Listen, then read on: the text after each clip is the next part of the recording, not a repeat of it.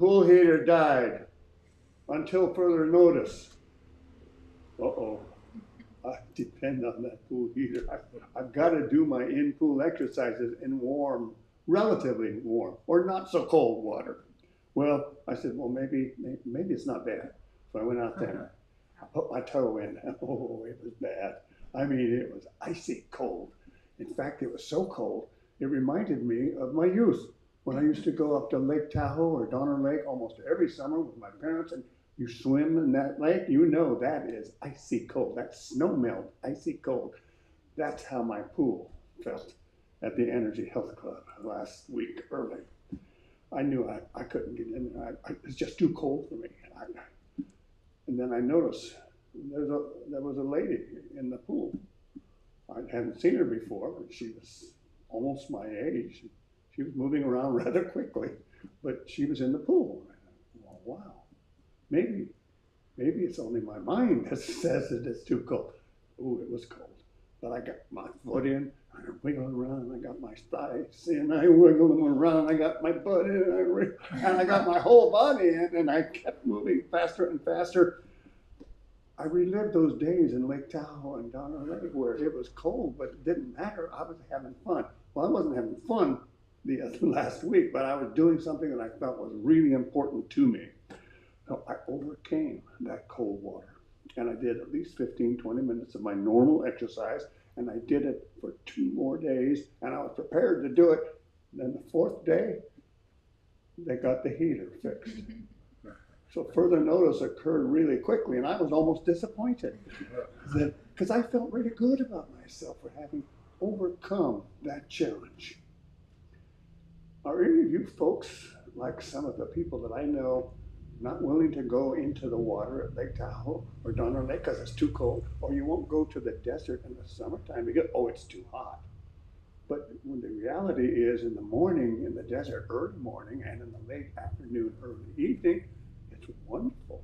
And you can do your outside activities at those times of day instead of during the heat of the day.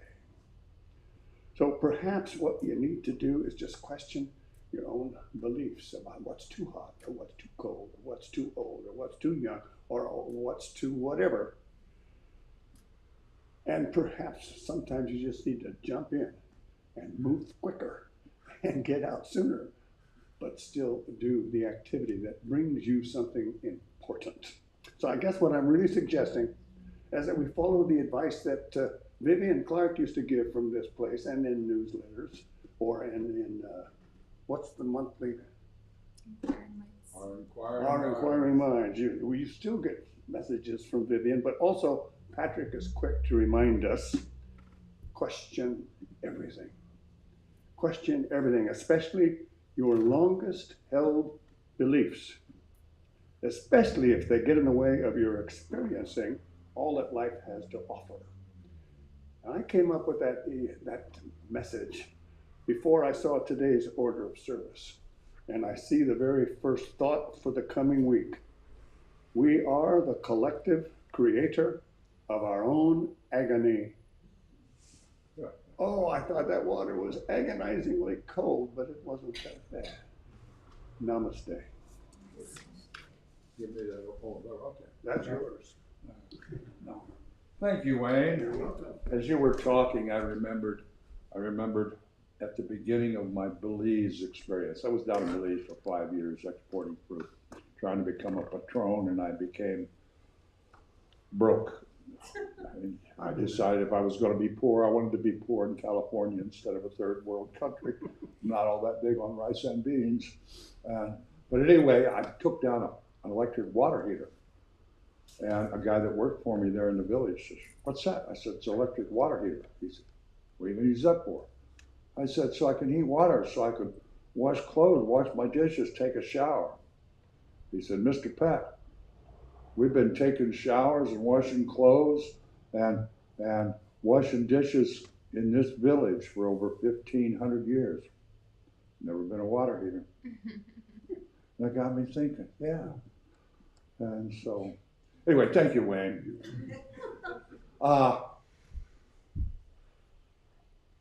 Friday. Wait a minute, let's start. Monday evening, the 10th, okay, for our healing circle, 7 p.m. right here. June? Yes. I thought you wrote me and said you were waiting for July. I didn't put it in. Oh, I thought you meant different than, okay, sorry. So it doesn't mention it in the That's newsletter. okay, yeah, it's the 10th and the 24th in June. Okay, Sorry. we will remind you constantly every Sunday, maybe 2 or 3 times, and that it's going to be on the 10th.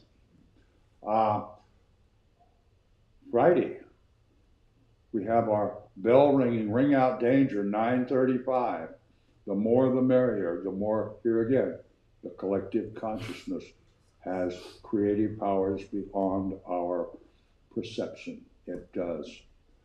Thursday, a week from Thursday, perhaps, for the ladies' spiritual book study. A week from Thursday, that would be the 13th. Yes. Yeah. Is it 13th? Kelly? Someone's 80th birthday is coming up this week. I know. Yvonne, Wednesday, is going to be celebrating, may I tell them? Sure. Her 80th birthday on June 5th. Yay! She was born the day before D-Day. So, anyways, happy birthday, lady. Thank you. Let her say what she always says. What's that? First came me, then came D-Day. Yes. I thought that sounded good. We'll go down in infamy, I'm sure. Had FDR been aware, he would have made a speech about that, I'm sure. Well, I've got some news. Does anybody remember Doug and Becca Brecky? Yes, sir. They're coming back this month. Oh, Sometime in June, they're moving back from Colorado. They've been over there for 6 years. wow. They're little girls. They're little girls. This one was born, and then about less than a year, maybe 10 months later, their second little girl was born. And I have to look at their names because I forget. Sarah and Emma, and Doug and Becca, and they're coming back. And I told them about the little surprise on Kids Day that Snoopy was showing up. And they said, the girls will be there, that'll be fun. So there's some amazing people. Doug helped us change our insurance companies. He's an insurance underwriter, I think, for Fireman's Insurance. And if I said that wrong, Doug, I'm sorry. And Becca worked for County Human Services out at the county. And whenever there was a problem, Becca, this person needs this and that, she said, well, call this department, but don't talk to Mary. She won't get nothing done. Talk to Tom. She'd tell you who to talk to and mention my name. And she made stuff happen all over this county. She knew everything that was going on. And she was always first to stand up and take action, doing everything that we did. So I'm just delighted they're coming back. So anyway, that's happening. I'm going to save this other announcement till my talk. Are there any other announcements? Oh, yes, next week, June 8th, Saturday, is from, I don't know, noon to 4 or 5 or 6 or something, is Katati Music Festival down at the park. And then immediately following that, at 7 o'clock, Wayne and Sabrina would be happy to welcome you over to Burton Center to their summer annual show, concert, whatever that's called. Park Community Corral. Yes, at 7 p.m. It's free. It's free? It's free. Donations are gratefully welcome, but it is free to the public. We would love to have all of you and your friends and family there. All right. Did you all hear that? Anybody need for her to repeat that? Okay, 7 o'clock on the 8th. Board meetings next Sunday, 9 a.m. Is there anything else that I've forgotten to? And the 13th of July is Kids Day, just so you remember. And the 14th of July is a board meeting, but I hope we can change that. So anyway. The next cabaret. And the next cabaret, the 29th of this month, Saturday, we're having the teenagers, and I just got their pictures and their bio last night. Email, we'll get the flyer out there. It's called Gas Money. They're 17, 18, and 19-year-old kids. 2 gals and 2 guys. And they are amazing, just amazing, off the shelf, off the hook. So please come and hear them. All right, I got to get through this somehow. Any other announcements? If not, then let's stand up and sing one of these wonderful words of life that you hear when you're walking in here and when you hear when you're walking down the street.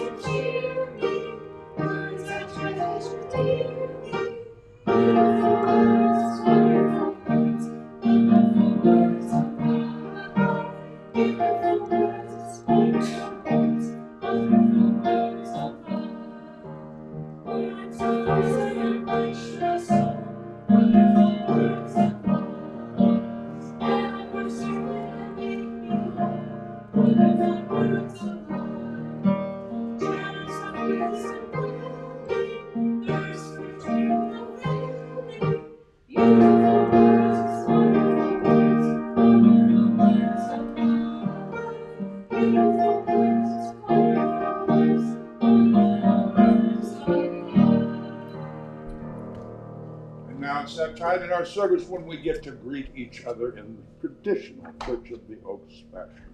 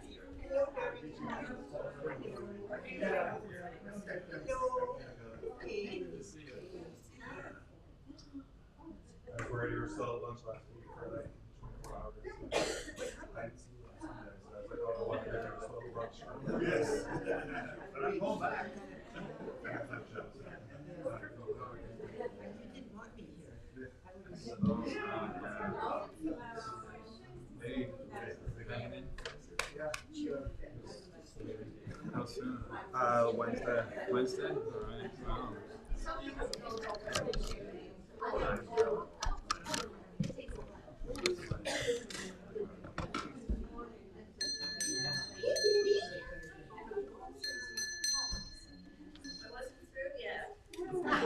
Well, that's all right. Take as much time as you need. I get paid by the hour, so it's fine.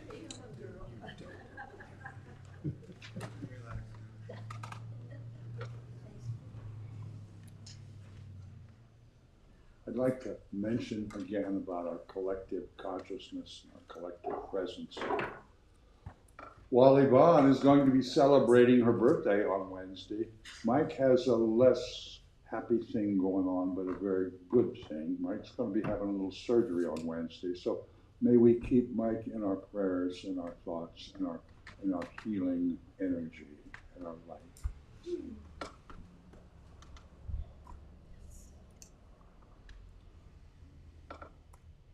Our abundance. Wayne, I just asked Wayne to write a reimbursement check to me for paying our janitor this last month. And I said, would you like to write a check? And he said, well, yes. Isn't it amazing and wonderful that over the years, we haven't always been able to just write a check when we needed to write a check. But we started our tithing, and we took on a consciousness of abundance and prosperity. And ever since we moved a collection thing back to where it's just a gift basket now, where people can offer their gifts. And whenever we quit worrying about fundraisers and started working on expanding our awareness and being aware of our consciousness and our collective consciousness, we've been able to write a check anytime we needed to. That consciousness of abundance and prosperity is just like everything else. When we get together, it just happens. And I don't know how to articulate it maybe in the best way, but that I've seen it, I've watched it. For 25 years, I've been here watching that. And it works. It truly works. So I invite all of you to give that some thought as you consider your abundance and prosperity. And the more you share what you have, whether it's your money or your time or your talent or your thoughts or your love or your support or your forgiveness or your acceptance, it makes a difference. And you feel that difference as a positive emotion inside you. May we read together our affirmation of abundance. Gratitude is the key to the realization and manifestation of abundance. May we ponder that wisdom, sir.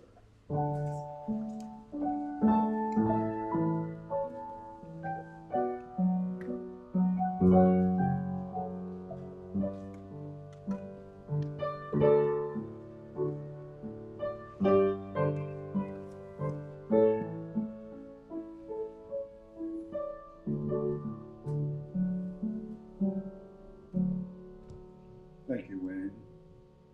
As we prepare for our meditation this morning, let's sing together, Be Still and Know That I Am God, number 69 in the Winds.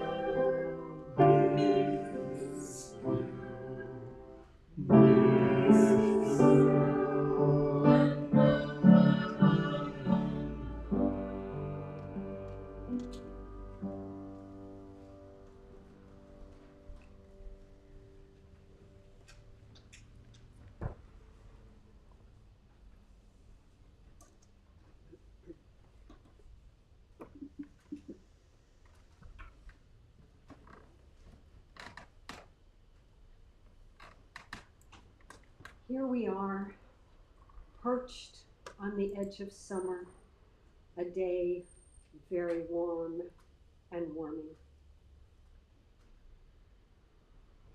We're perched like on the edge of a pond to go into meditation. Let's prepare to dive in. I promise this pond will be warmer.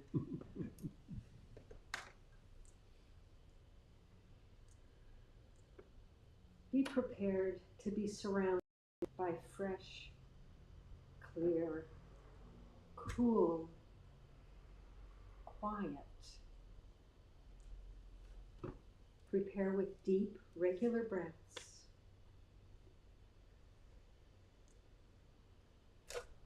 In the same way that the edges blur when you submerge into water, let the edges of your thoughts soften.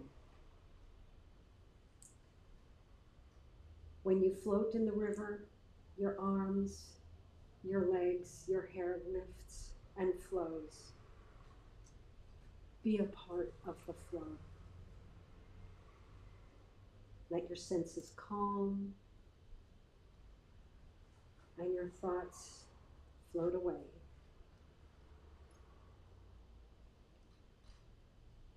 Now allow yourself to sink deeper, surrounded and supported by your essence, which is water. Bow to spirit, releasing any emotions and energies that are not your own. Release, let it all go. Float and let go. Just be and let go.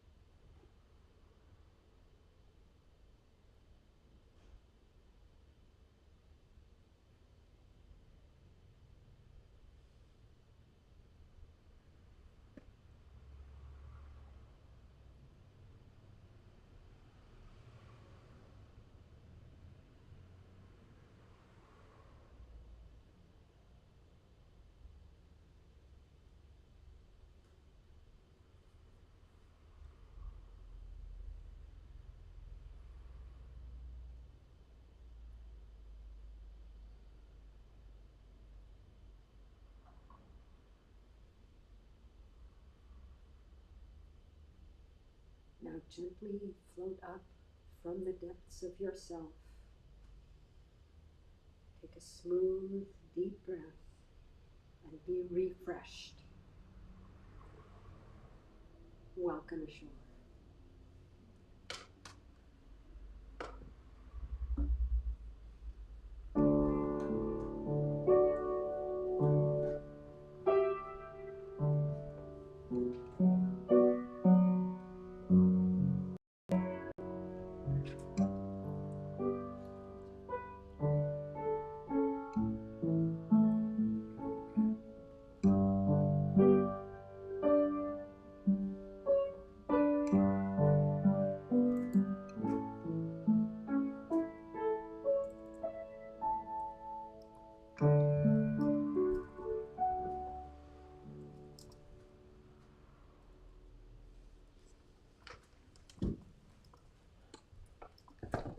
Joey, thank you very much.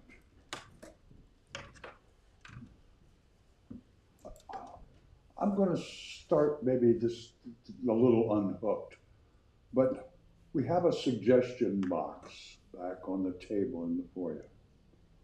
And I've invited people to just put their suggestions in, comments, and if it's a little not real positive, sign somebody else's name to it, or you don't have to sign the name at all. And last week we had a lady show up for the very first time.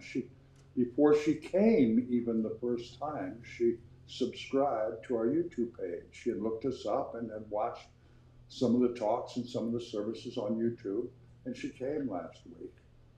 And I was talking with her about, she said, I have a suggestion.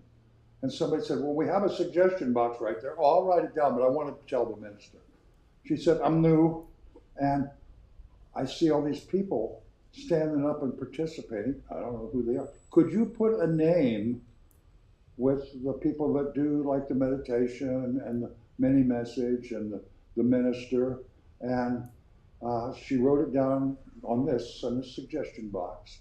And if you look at your order of service, I took her suggestion because it was well-founded. New people, it said, add names to the program. I am new. Names would be helpful. Linda Banks. And I did this kind of I just remembered it was sitting on my desk, but I remembered it, and I'm going to find a creative and classy way to put the pianist's name on too every week. I just don't want to take up too much space, but I think that would be good. And that kind of leads me into what I want to talk about today. 3 months ago, maybe, I don't know, I spoke about, for 20 years, I have been wondering why we didn't have more people of color, more people who are gay, more people who are minimalized by our society and marginalized by our society in some way. Because we don't have a doctrine. We don't have any judgment papers. We have no rules to judge people. We're just all human beings come in. And this is a very safe place. And the gist of that message was, well, I'm just one grain of sand on the ocean, on the beach. Maybe there would be more power if we all brought that to a conscious awareness and put out a request to the universe offering an unconditional welcome to all who want to find a safe place where they might become more in touch with their divines within themselves and recognizing the divine in others. Namaste. Well, we did. We went next door and we talked about it for over an hour and a half. It was 2 o'clock when we got out of here. The very next Sunday, new people came in. One of them happened to be a African-American lady named Fortunate.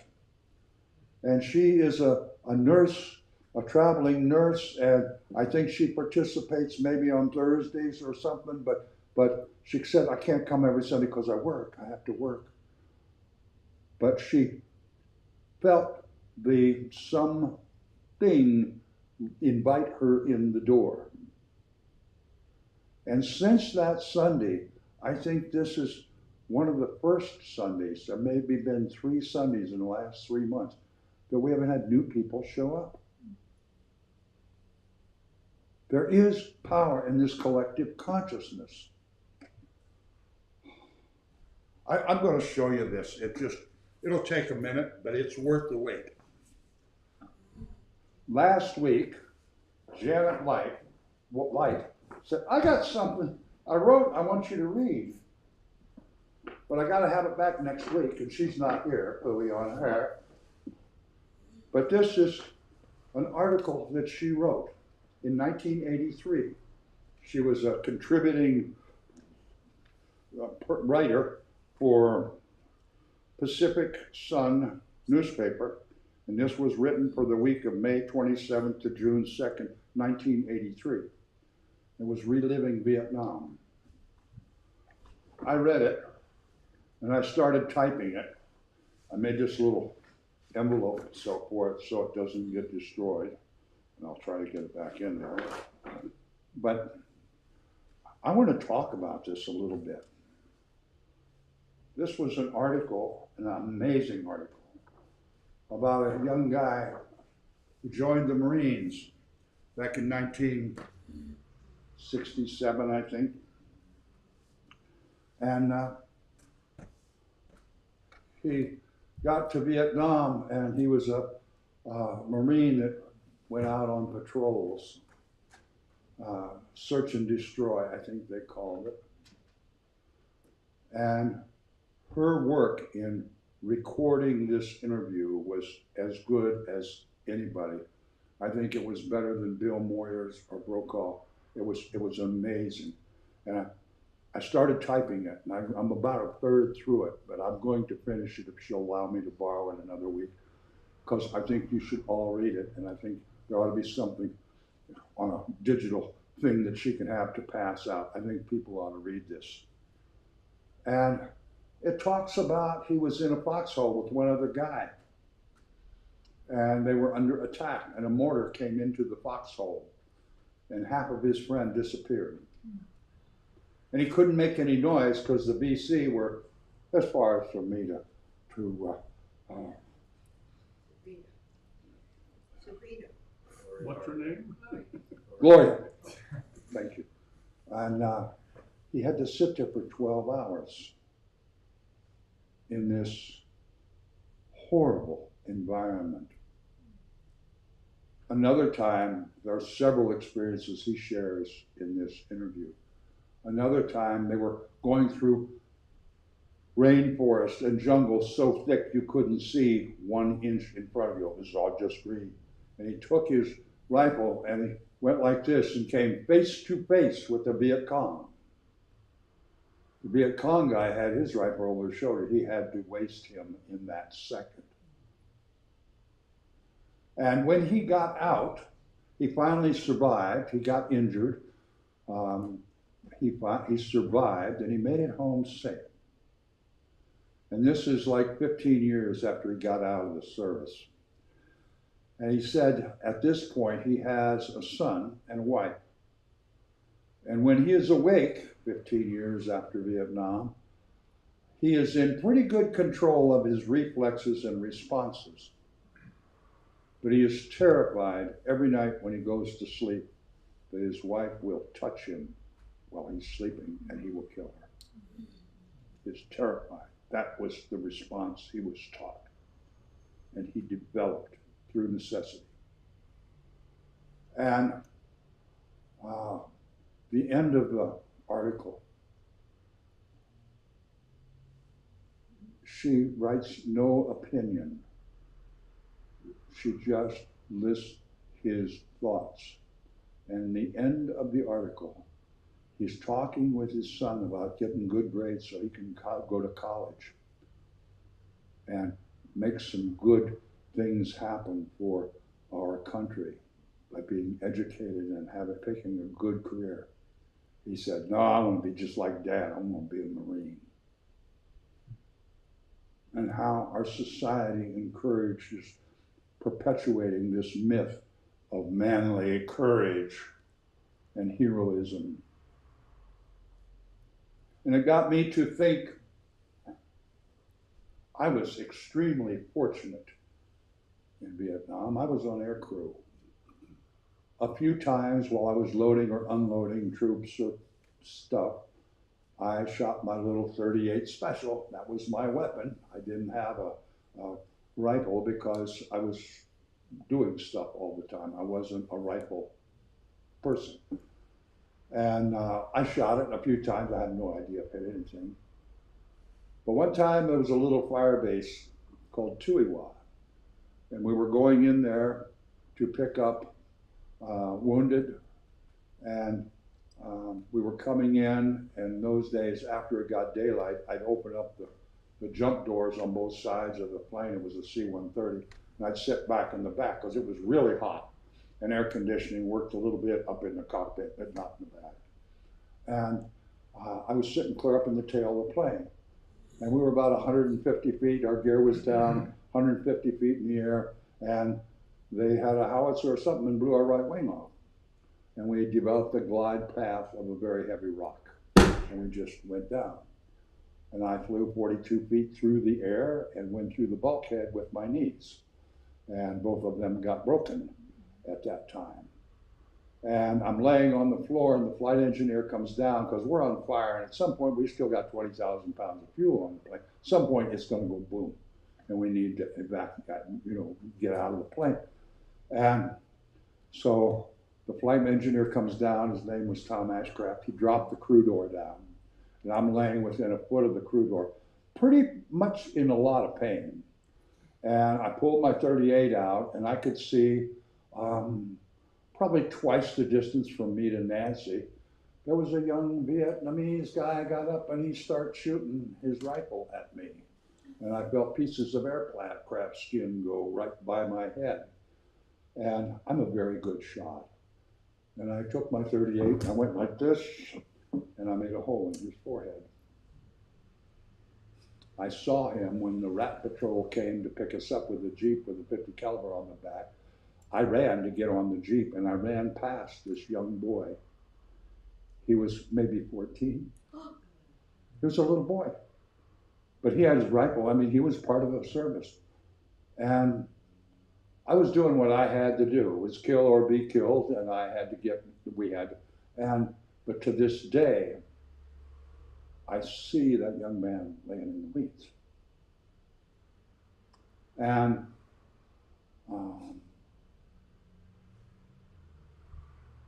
I left a certain connection to my humanity in that dirt over in Turiwa that day. And I had it easy. I was just, those young men all over the world who served their countries in killing each other lose their touch with humanity. I don't think they lose their humanity as much as they lose the connection to it.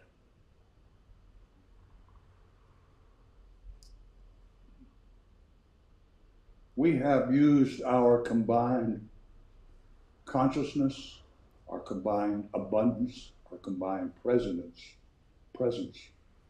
to find food for the homeless, to create housing for the homeless, to open our facilities to up to as many at one time as 20 12-step groups and recovery groups, that they may find attachment to their humanity, till they may transcend their addictions and their challenges in life.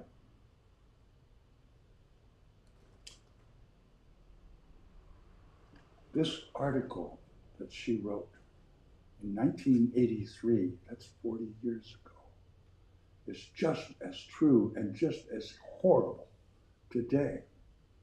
I don't know if any of you remember Dr. Lauren Gerstein and his wife Karuna. They used to come here. Kelly, do you remember them? He was I used to call him Dr. Rabbi. There's this guy about this tall, had little short hairs and big glasses. He was a psychiatrist and a rabbi. His wife was a, what do they call the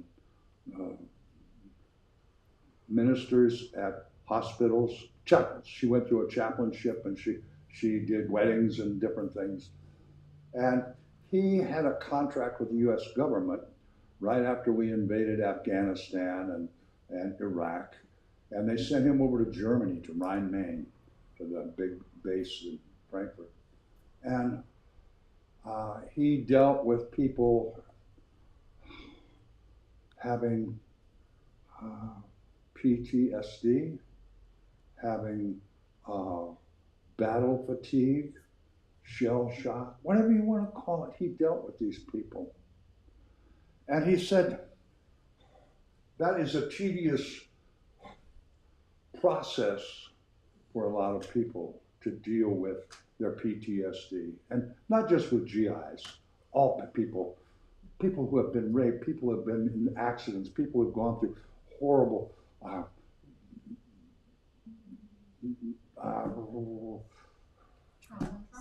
yeah, all those things, violence. But he said that our government, he was so upset that the first signs of war stress, battle fatigue, PTSD, are overindulgence in drinking or drugs or being mean, nasty, fighting, acting out.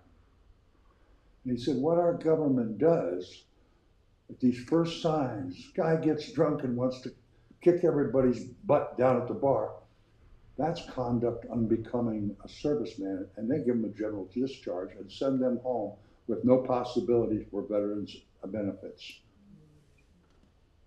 He said 30% of the people that need help just get kicked out because they're nasty, they're bad.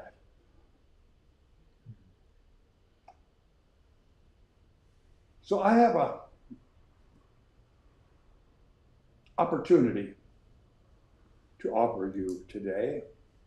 Over the next few weeks, I would love it if you would find a piece of paper or use the back of an order of service and write down any ideas that you may have, how we could expand our unconditional welcome within our community to people who were dealing with the loss of their connection to their own humanity. And my hope is that we can have a few ideas that might enable us and give us the combined energy and the wherewithal to get in touch with some of the mental health centers, to some of the veterans advocacy groups, and let them know there is a place with no rules. It's safe. We don't judge. We are totally acceptant. And we talk about things that might help them get back in touch with their humanity, with that grace that all of us was born with that confidence that we can get through this life without killing someone, without killing ourselves, without hurting the people we love. There is a place we can go that will be welcomed and accepted and not be judged and not have to follow some rules.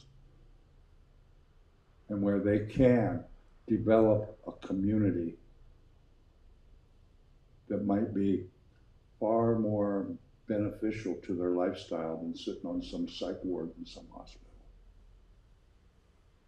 or being homeless because they can't hold a job, because they can't get the help that they should have gotten because they were given a general discharge. So here again, my thoughts, just one grain of sand. But maybe if we could combine our thoughts, our ideas, our consciousness, and our presence within our community, write the ideas in the suggestion box. I'm going to check them every Sunday after church, the last thing I do when I walk out. And every time I have ever found a suggestion, I have taken immediate action. Hasn't always been yes, but it's always been immediate. And it has always been responded to with open thought and acceptance. Just like Linda asked that we put names on the order of service. Kelly asked for something one time. I can't remember what it was, but it happened starting the next week. This is our family, folks. This is our community. This is our world. What we say and do and think and feel makes a difference on our world, on our community, on ourselves and the person sitting next to us this morning.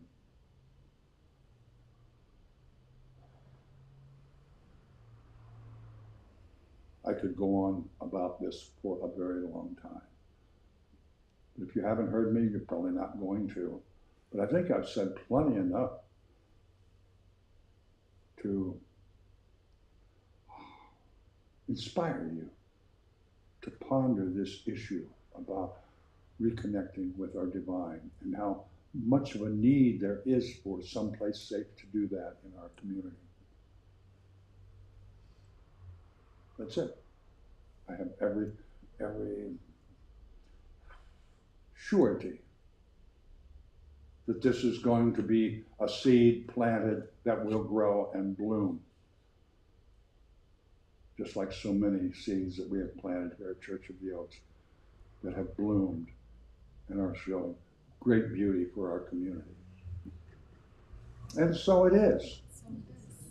We're going to sing a song. I was going through the book and I kind of forgot that we have sung this a couple times before. But I love this song, the lyrics. I don't know about the tune, I don't remember. But the lyrics, I think that could become our theme song. And like we did Imagine was our theme song, and What a Wonderful World, and the Peace Song. So with your approval or concurrence, I'd like to do this a couple times a month till we sing it like we know it, like the Peace Song and like Imagine. So let's stand up and sing this song called A Family of Love, because that's what we are. Now we sing that first page and we go on to the first verse of the chorus, and then we go back and don't sing the first page again, but go to the bottom and start the second chorus. Do you want to play it through once, Wayne? I'd love to. All right.